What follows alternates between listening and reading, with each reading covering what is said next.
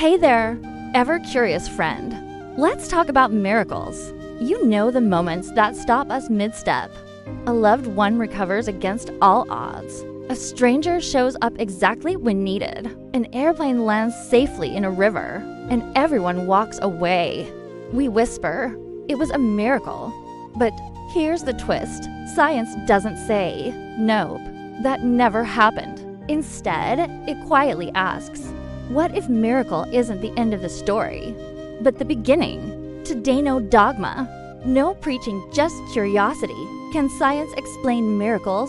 Or more honestly, can science help us understand why we call something a miracle?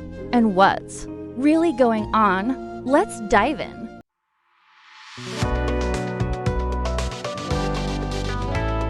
Ever curious, learn what you love. First, language matters. In everyday talk, a miracle rarely means violation of physical law. It usually means this was so improbable, so meaningful, it felt transcendent. Philosophers like David Hume argued a miracle is a violation of the laws of nature by divine will. But modern cognitive science suggests something subtler. A miracle is often a perception, a collision of low probability and high personal significance. And here's where things get fascinating. Humans are pattern-seeking animals. Evolution wired us to spot agency even where none exists. Hear rustling, could be wind, or a predator. Better assume predator. This is called agency detection bias, and it's incredibly useful. Until it isn't. In a 2019 Nature Human Behaviour study, researchers found people who reported more spiritual experiences also showed heightened sensitivity to false patterns in random noise. Your brain doesn't just see the world, it interprets it for meaning. And when something defies expectation, that cognitive click, that's where miracle gets born. Here's a fun one. You think of an old friend ding. They text you 30 seconds later. Spine tingles. How statistically? Not shocking. Let's do the math. Suppose you think of about 10 people a day. Over a year, that's around 3,650 thoughts. With about 8 billion people on Earth eventually, someone will message you right after you think of them. This is the law of truly large numbers, coined by statistician Percy Diaconis. With a large enough sample, any outrageous thing is likely to happen. The miracle on the Hudson. U.S. Airways Flight 1549 ditching in the Hudson River in 2009 feels miraculous. And it was extraordinary. But it wasn't magic. It was pilot skill. With Sully Sullenberger's 20,000 plus flight hours, rigorous training, engine redundancy design, calm crew coordination, and yes luck, the river was calm, and rescue boats were nearby. NASA's Aviation Safety Reporting System shows that miraculous landings often trace back to layers of preparation meeting narrow windows of opportunity. Perhaps the most emotionally charged miracles are medical.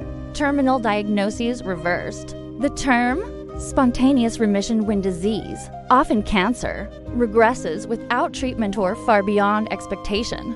How often? Rare but not zero. A 2022 meta-analysis in BMJ Evidence-Based Medicine reviewed over 1,000 documented cases. Known mechanisms? Immune system activation, like after an infection when a fever triggers an immune reset. Tumor apoptosis, where programmed cell death kicks in unexpectedly. Or hormonal shifts, since some cancers are hormone sensitive. Does this explain away hope or meaning? No, it contextualizes it. As oncologist Dr. David Gorski puts it, a spontaneous remission is no less wondrous. Because we begin to understand its biology, in fact, it becomes more awe-inspiring. Let's be honest, science has limits. It can describe how neurons fire during a mystical experience. fMRI studies show reduced activity in the default mode network, which is linked to ego dissolution. But why that pattern feels like union with the divine? That's beyond measurement. Philosopher Thomas Nagel famously asked, "What is it like to be a bat?" Science maps the sonar, but the experience, that's subjective. So can science explain miracles? Yes, for events that appear supernatural due to cognitive bias, statistical rarity, or incomplete knowledge. but no for the deeply personal meaning assigned to those events. That's where science steps back and invites philosophy, art, and personal reflection to speak. Maybe the real miracle isn't that the laws of physics were broken. It's that we're here conscious, curious, capable of awe in a universe complex enough to produce both supernovae and symphonies. Science doesn't steal wonder. It redirects it from who did this to how is this even possible? And honestly, that question might be the most miraculous one of all. If this sparked your curiosity, I'd love to hear. What is a miracle in your life that you later understood differently? Drop it in the comments. And if you'd like more deep dives, hit subscribe. We're just getting started. Stay curious. I'll see you in the next question.